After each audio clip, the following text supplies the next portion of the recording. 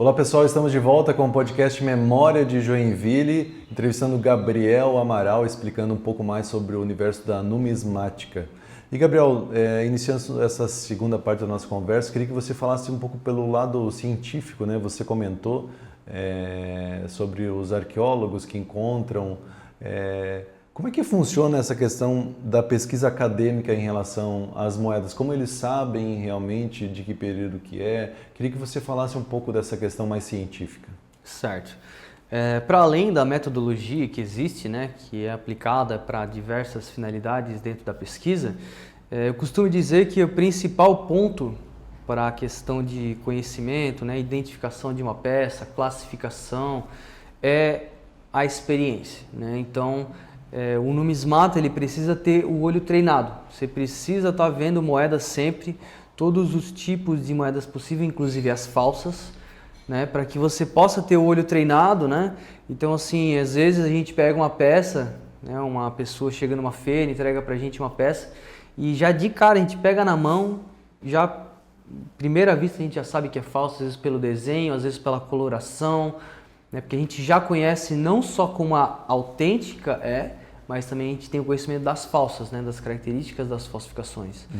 Né? Por exemplo, uma outra questão também que a gente consegue identificar assim muito facilmente, é muito comum em moedas antigas como gregas e romanas, às vezes elas vêm com uma certa sujeira, um desgaste assim, nós já sabemos que são peças de escavação, né? Isso é muito comum na Europa, né? Então são peças que ficaram bastante tempo ali na terra, né? E a gente consegue identificar essas peças de uma forma mais fácil, assim, através da experiência mesmo, né?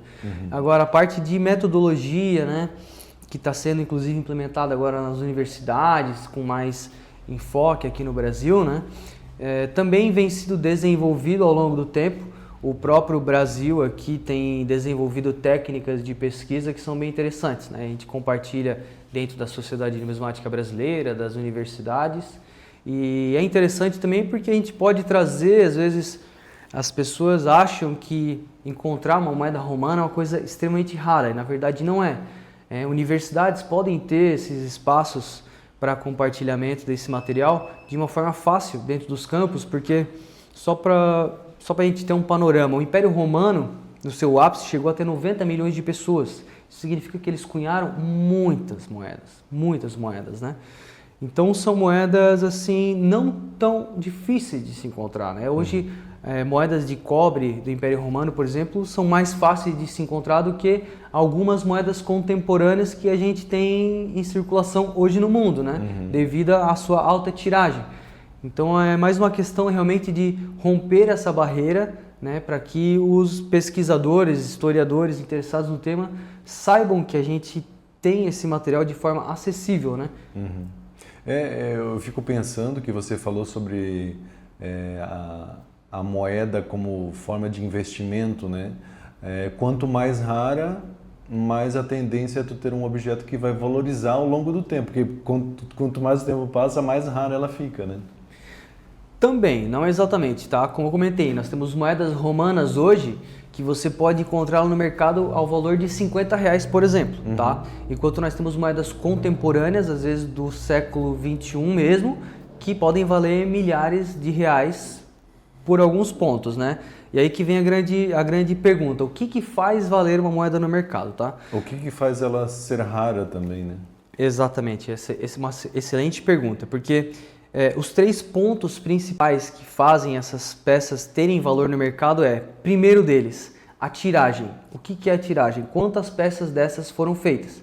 Então eu vou te dar um exemplo. O Uruguai é um país pequeno, tem 3 milhões de pessoas. Logo, eles emitem menos moedas. Isso faz com que as moedas do Uruguai, em comparação às moedas do Brasil, que tem 200 milhões de habitantes, sejam mais escassas em termos de fabricação, certo? Claro que a gente está falando de uma forma generalizada, tá? Mas em termos de tiragem, esse é o principal ponto que faz uma moeda ser rara. Um outro ponto também muito importante dentro da numismática é o estado de conservação, tá? Então, quanto mais conservada essa peça está, muito mais valor agregado ela tem. Por isso que você vai encontrar às vezes moedas muito antigas, gregas, de 2000 anos, a um valor que pode parecer muito acessível para quem é leigo, porque às vezes essa peça está num estado de conservação muito desgastado, mas ainda assim é uma moeda de 2.000 anos e ainda preserva todo o valor histórico, tá? Um outro ponto muito importante é o metal, né? Então, moedas de metais nobres sempre vão ter, para além do valor histórico, aquela questão do valor do metal mesmo, né? Então, prata e ouro, que tem se valorizado muito nos últimos tempos, tem também trazido esse olhar mais para o lado do investimento na numismática, né? E um outro ponto também que a gente gosta de colocar é o apelo histórico. Então, por exemplo, agora está no hype, sei lá, um artista tal que faleceu. Então, as moedas que foram comemorativas para esse artista vão ter um apelo maior. Agora, sei lá, está no hype determinado imperador lá. E aí as pessoas começam a buscar mais essas peças dentro do mercado e aí elas começam a ter um valor naquele momento, né? Ou peças de personalidades mais históricas, né, mais conhecidas, Alexandre o Grande. Isso é uma personalidade que sempre vai ter uma demanda maior por conta do valor histórico da peça, esse apelo mais histórico mesmo, né? Entendi. Com o momento atual, onde fala-se muito em dinheiro digital, em criptomoedas, isso pode influenciar mudanças no universo da numismática? Com certeza, né? Já está mudando, não só no sentido da numismática digital, ou seja, moedas digitais, mas sim no fenômeno da internet de forma geral, né? Do metaverso. A numismática até então, e eu me recordo nos anos 2000, quando eu era criança, ela era muito menos acessível, não só porque era um tema muito específico, e para você chegar numa sociedade numismática, você precisava ter a indicação de alguém que já estivesse lá dentro, né? Mas assim, você precisava fisicamente estar lá, ir numa sede de uma associação ou ir num encontro.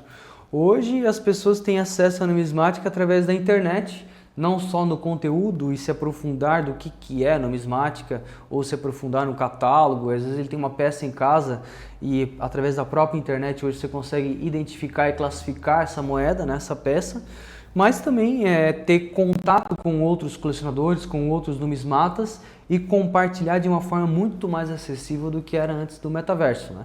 Mas também a questão da digitalização da moeda conceitual, que é inclusive um dos pilares da numismática, que a gente chama de numismática digital ontológica, onde a gente trata as moedas não simplesmente como materiais físicos de troca, mas esses conceitos de moeda digital, criptomoedas, vêm mudando completamente até a forma como as pessoas enxergam o conceito da moeda, né? Que vem mudando ao longo do tempo.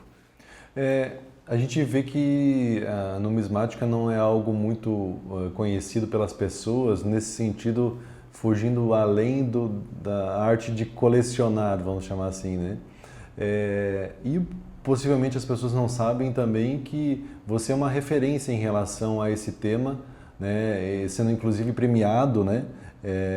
Devido ao artigo que você escreveu, né? Na revista Numismática Brasileira. Sobre o que tratava esse artigo, esse estudo que você fez? Bom, esse artigo em questão, que foi premiado no ano de 2025, ele tratava especificamente disso que a gente estava comentando sobre o futuro da numismática sem o dinheiro físico, né? Então, essa transformação do conceito que a população mundial hoje tem sobre o dinheiro, que em algum momento ele era literalmente o disco de ouro, uma moeda de ouro, era o metal intrínseco, isso era o dinheiro até então. Ele foi se transformando depois, né, a partir de 1971 ali, transformou para o que a gente chamou de petrodólar, né? Então a questão do ouro, o padrão ouro ficou meio de escanteio e hoje nós temos aí essa questão das criptomoedas e o dinheiro digital, né?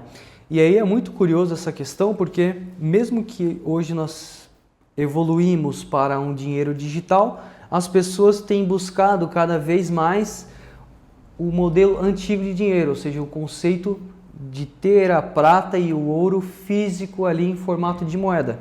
E isso é interessante que não é apenas no âmbito de numismática, né? A gente percebe que há um movimento das pessoas buscarem o estilo de vida antigo, terem um contato com pessoas, né? Isso a gente traz também dentro da Sociedade Numismática de Joinville, por exemplo.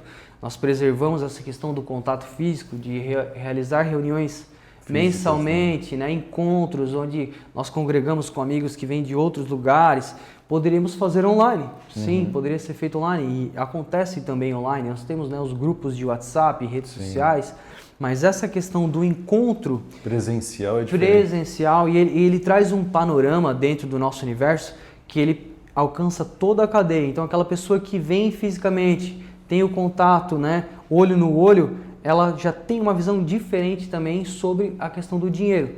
Claro que nós no nosso dia a dia também operamos o Pix, também operamos, né, fazemos as transações com o dinheiro que a gente não vê, ele está na nuvem.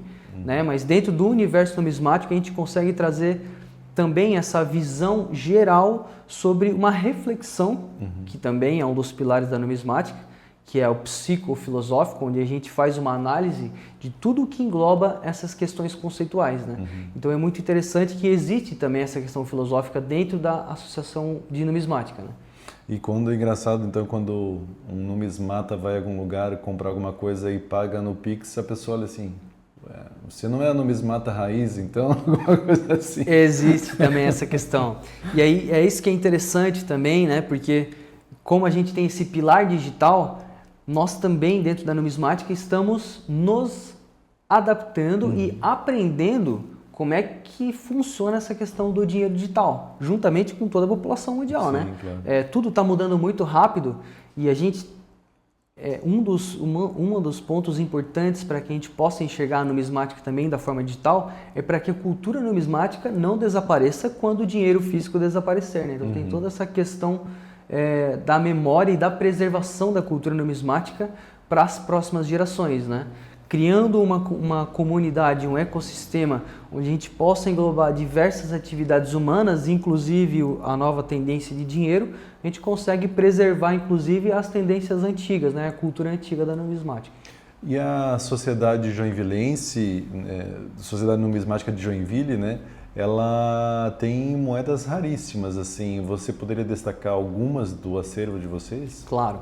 Além das peças que as pessoas, o público em geral, pode ver nos nossos eventos, exposições e feiras, tá? Que são moedas gregas, romanas, moedas de mais de 2.000 anos, moedas de ouro, moedas exóticas, moedas chinesas, aquelas moedas furadas, moedas quadradas, todos os tipos de moedas coloridas, além dessas peças que as pessoas podem ver nos nossos eventos.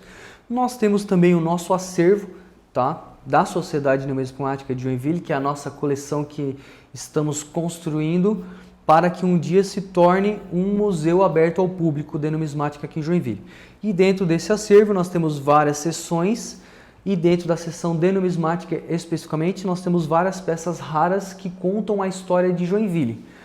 Podemos destacar as duas medalhas do desembarque do Príncipe de Joinville de 1838. Nós temos as duas emissões, a de prata que é raríssima e a de bronze. Tá? Então são peças muito bonitas e simbólicas para a história da cidade. Nós temos também, muito importante, as moedas particulares da Fazenda Piraberaba. Essa é uma história muito interessante também, porque no início da colônia Dona Francisca, como era difícil que chegassem aqui a Joinville as moedas que tinham que vir da Casa da Moeda do Rio de Janeiro, imagina, a gente está falando do século XIX, essas peças tinham que vir a carroça, isso levava meses para chegar até aqui. Então as empresas se reuniam e emitiam moedas particulares para a utilização da população no dia a dia. E uma dessas mais conhecidas são as moedas particulares da Fazenda Piraberaba, que era uma fazenda muito importante que existia lá em Piraberaba, uma usina de açúcar. E eles tinham sua própria moeda e ela era usada em Joinville como moeda de troca, né? Nós temos algumas dessas peças, são raríssimas, nós temos o nosso acervo. Também temos as cédulas do Conselho Municipal de Joinville, que são cédulas que funcionaram no mesmo estilo dessas moedas, foram emitidas no ano de 1896 para financiar a construção do cais do Porto do Rio Cachoeira. Essas peças, exclusivamente, nós temos algumas no acervo, mas destaco que no Museu de Colonização e Imigração existe para exposição lá os 6 modelos existentes, todos em perfeito estado de conservação. Acreditamos que seja a única coleção completa de todas as 6 no mundo inteiro, tá?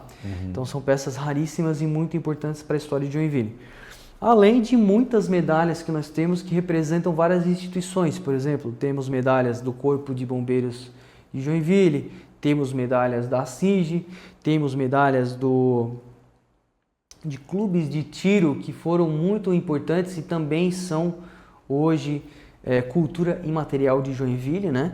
Inclusive poucas pessoas sabem, mas o primeiro clube de tiro do Brasil foi o clube de tiro do bairro Atiradores, hoje fundado em 1855 e existe até hoje, se chama Clube Cruzeiro, né?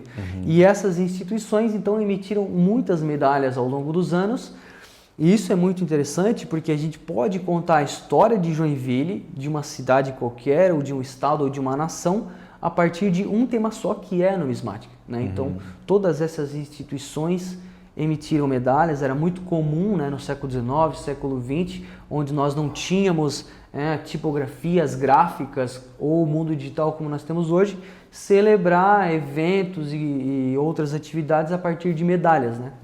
Então tudo isso fica registrado e a gente consegue compilar dentro do nosso acervo e compartilhar com a comunidade a história dessas instituições. Pois é, você acha que falta um pouco desse compartilhamento? Você falou o exemplo do museu, né? Ter 6 cédulas tão importantes que contam uma história tão importante como a construção do cais do Porto do Cachoeira, e de repente as pessoas passam ali e não entendem o significado daquilo exatamente, então falta um pouco mais de compartilhar essas informações mais importantes? Eu penso que o mundo historiográfico, o mundo arqueológico, a museologia, né, passa por essa dificuldade, né? As pessoas passam por ali, às vezes acham bonito um prédio, né, um objeto antigo, mas não tem ali o conteúdo do que realmente significa aquele material para a história do lugar e às vezes é para a história da própria pessoa, né? Quantos joinvilenses que os pais, os avós, os bisavós não passaram de repente pelo porto que a gente citou, né, o porto do Rio Cachoeira, e às vezes as pessoas nem sabem que ali havia um porto onde era exportado, por exemplo, erva mate para a Europa, saía diretamente do centro de Joinville para a Europa, né? Então toda essa história precisa ser preservada para além do objeto físico. Esse é mais um pilar, que é o pilar que a gente chama de curatorial, onde nós preservamos a memória, não apenas o objeto físico, mas a memória e a história do que simboliza tudo aquilo ali, né? Vocês formam novos numismatas? De que forma que isso acontece? Certo. Hoje a Sociedade Numismática de Joinville já formou vários numismatas, né? Como eu comentei, que começam criança dentro da seção júnior, vão aprendendo as metodologias, né? Vão estudando. E principalmente é aquela questão que eu te falei da experiência empírica, né? Você estando ali todos os dias com numismatas mais experientes, né? Tendo acesso a peças, né? Todos os dias, vendo peças diferentes, você vai desenvolvendo uma própria experiência, né, empírica ali dentro da sociedade. Claro que aí nós temos toda a nossa comunidade que vem com a parte de metodologia, né? E hoje até nós costumamos brincar lá dentro que hoje a sociedade tem uma academia de numismática, né? No ano que vem nós pretendemos formalizar essa estrutura para que a gente possa, de forma sistemática, estarmos literalmente formando numismatas ali dentro, né? Mas hoje nós já fazemos esse trabalho assim de uma forma muito natural, né? Onde que é a sede hoje, né? Da sociedade, e de que forma que vocês pretendem evoluir no futuro em relação a isso? Certo. Hoje a sociedade se encontra mensalmente em salões particulares, né? Nós não temos ainda a nossa sede fixa. No ano que vem nós pretendemos começar então esse projeto, onde a gente quer colocar vários projetos que nós já realizamos de uma forma mais formalizada e também termos uma sede onde a gente possa estar não só realizando essas atividades, mas principalmente armazenando hoje o nosso acervo, tá? Que ele exige não só o espaço físico, mas toda a questão curatorial para que a gente possa armazenar esse material da melhor forma possível. Também a nossa biblioteca, que tem mais de 500 títulos de numismática, filatelia e história de Joinville, né?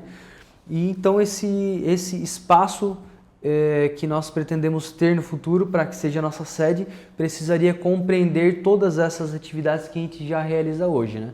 mas as reuniões mensais são feitas em locais privados.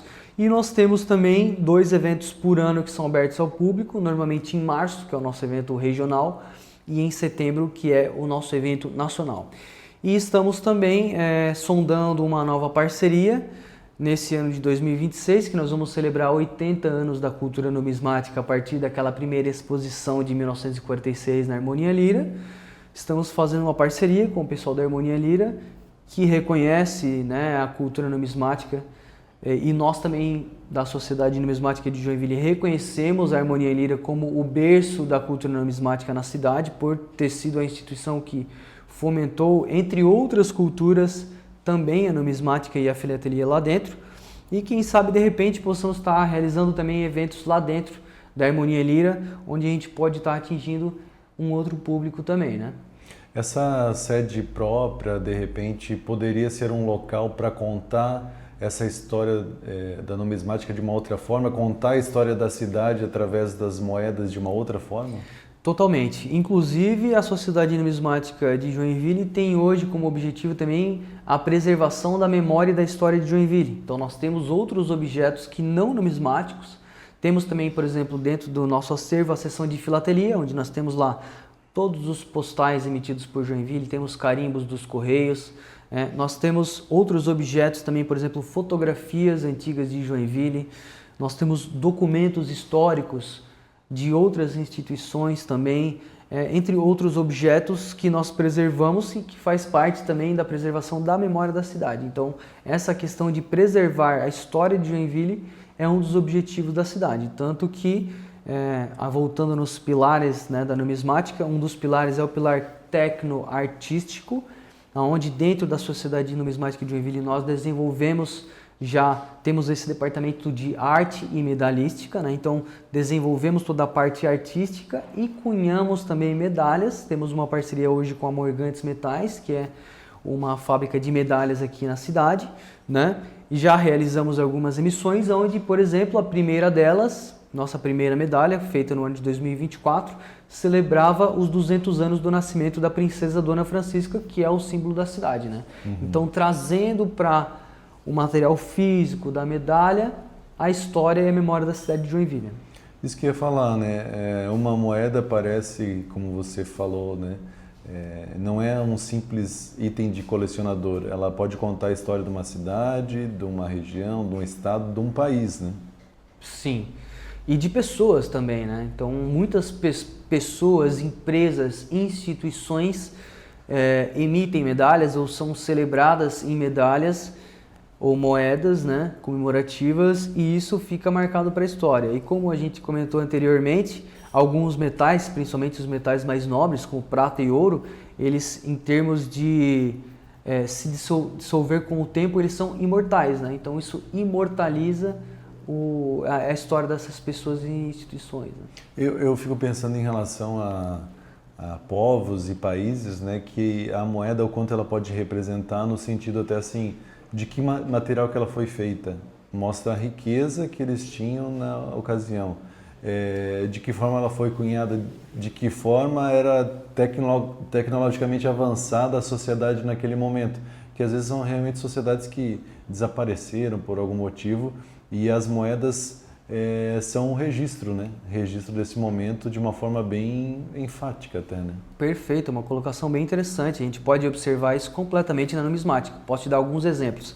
Existem moedas que foram cunhadas naquele período entre a Primeira e a Segunda Guerra Mundial, onde na Alemanha se passava uma crise absurda, porque eles haviam perdido a Primeira Guerra Mundial, então eles estavam com falta de metais para cunhar moedas, porque eles utilizaram os metais todo para material bélico. Então eles começaram a fazer primeiro moedas de barro, de cerâmica. Nós temos muitas peças dessas nos nossos acervos, tá? São acessíveis nos nossos encontros para quem quiser conhecer a história da Alemanha através da numismática, né? Então, moedas de cerâmica feitas durante o período da guerra, porque não haviam metais. E depois ainda eles começaram a fazer moedas de papel, diferente de cédulas, literalmente moedas de papel a gente chama de Notgelds, né? Um outro exemplo também que a gente pode trazer aqui é a primeira moeda da Colômbia independente, por exemplo, ela tem o desenho, se a gente for comparar com outras moedas da época, 1820 mais ou menos, ela tem um desenho muito mais rudimentar. Aí tu pega aquela moeda e fala, nossa, comparando com outras, parece muito mais grotesco o desenho. Por quê? Porque essa foi uma peça cunhada em cerco, ou seja, eles levaram para a Guerra da Independência o cunhador de moedas e esse cara cunhou essas moedas lá no campo de batalha. Né? Então ele teve que abrir aquele cunho, fazer toda a arte do desenho e martelar essas moedas lá no campo de batalha. Por isso que ela tem um desenho muito mais rústico em termos de processo de cunhagem. Então isso por si só, né, pelo processo, como você comentou, já explica a história de como que ela foi feita, né, do processo, do momento histórico que estava acontecendo ali.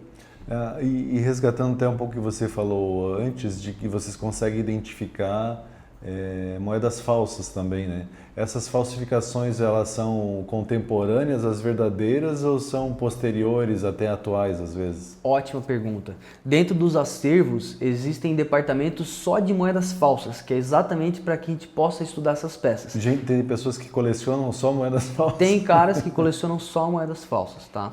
É muito importante, inclusive, para a numismática, para que a gente possa ter, né, esse panorama. As coleções, para além do hobby, do colecionismo de lazer, elas são muito importantes para a pesquisa, porque, por exemplo, para a gente fazer uma análise de uma moeda X, nós precisamos ter ali um número X de exemplares para a gente ter de amostragem. Então, os acervos têm essa importância na parte de pesquisa, além do hobby de colecionar, né? Mas sim, existem muitos colecionadores especialistas em moedas falsas, existem aquilo que a gente chama de falsas de época e existem as falsas contemporâneas. Existem também as réplicas, que não têm a intenção de passar por originais, normalmente elas ou têm uma coloração diferente, né, ou vem com um símbolo ali dizendo que são réplicas, ou vem escrito cópia. Como né? uma homenagem mesmo, às vezes. Isso, às vezes com a intenção de copiar literalmente, né? Mas existem as falsas de época, que foram feitas na época para enganar a população, como se fossem peças originais, né? Muitas falsas de época circulavam, então nós temos muitas peças falsas de época, inclusive do período já romano, que estão desgastadas, porque a população realmente usou ela como se fosse autêntica. E existem hoje também uma grande preocupação, um grande tema de debate dentro do universo numismático, que são as falsas contemporâneas, principalmente vindas da Ásia, que estão cada vez mais sofisticadas através das tecnologias industriais que nós temos hoje, né? Então a sofisticação para a falsificação dessas peças hoje tem sido uma preocupação bastante grande. E aí vem a importância dos numismatas cada vez mais experientes para que a gente possa realmente separar aquilo que é bom e não é bom, né? Em termos de qualidade e de originalidade. Eu fico imaginando na época, né, antiga das moedas, e aí comparando com o que a gente vê hoje, né, em relação às coisas, e aí fico pensando assim, né, como acontece hoje, né, o cara lá no século XVII pega uma moeda, recebe e daí fica que nem hoje eles pegam as cédulas e ficam olhando para ver se é verdadeiro ou não. É exatamente assim. Inclusive houve um período ali na virada da Idade Média para a Idade Moderna. O que acontecia? Como as moedas eram de prata e ouro, então era muito comum que a população cerceasse, ou seja, tirasse um pedacinho daquele metal, porque era prata e ouro, né? Então cada um que pegava uma moedinha tirava um pedacinho. Então existia o problema do cerceamento. Chegava um momento que essa moeda ela desaparecia, cada um tirava um pedacinho. Até que num certo momento, com o desenvolver das técnicas de cunhagem, desenvolveram aquilo que a gente chama o terceiro lado da moeda, que é a borda, aquele bordo que tem, muitas vezes ele é serrilhado, às vezes ele tem uma legenda, exatamente para... Né? E aí lançaram a lei, né, de que se você cercear o bordo, aquela moeda perde valor. Então... Gabriel, para encerrar, para quem está nos assistindo e ficou curioso, né, como que a pessoa entra nesse universo numismata? Começa sempre como um colecionador? A maioria das pessoas que chegam são através do colecionismo, né? Hoje tem atraído bastante pessoas para o lado do investimento também, mas o colecionismo ainda é o carro-chefe, assim, né? As pessoas hoje encontram a gente bastante pelas redes sociais, né? Então, através de vídeos do YouTube, através de Instagram, Facebook, grupos de WhatsApp também, né? Um vai compartilhando com o outro e eles acabam chegando na gente. Mas a forma mais interessante de se conhecer a sociedade numismática, o universo numismático, é frequentar algum evento, porque ali você vai ter uma experiência completa. Então você vai ter acesso a uma exposição, vai poder apreciar peças que estão sendo expostas ali com toda uma descrição, toda uma lógica. Você vai poder frequentar a feira comercial, onde você vai ter acesso a diversos comerciantes, às vezes do Brasil todo. Você pode trocar uma ideia com essas pessoas. Às vezes a pessoa tem lá umas moedinhas do vô em casa, quer fazer uma avaliação, você tem a oportunidade de estar conversando com diversas pessoas. E claro, né, você vai na mesa da sociedade lá, pode conhecer os materiais, pode saber como é que faz para se associar, qual que é o valor, os benefícios.